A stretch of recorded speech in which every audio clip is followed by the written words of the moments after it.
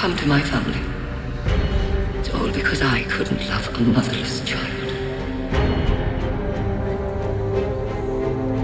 You are a Stark.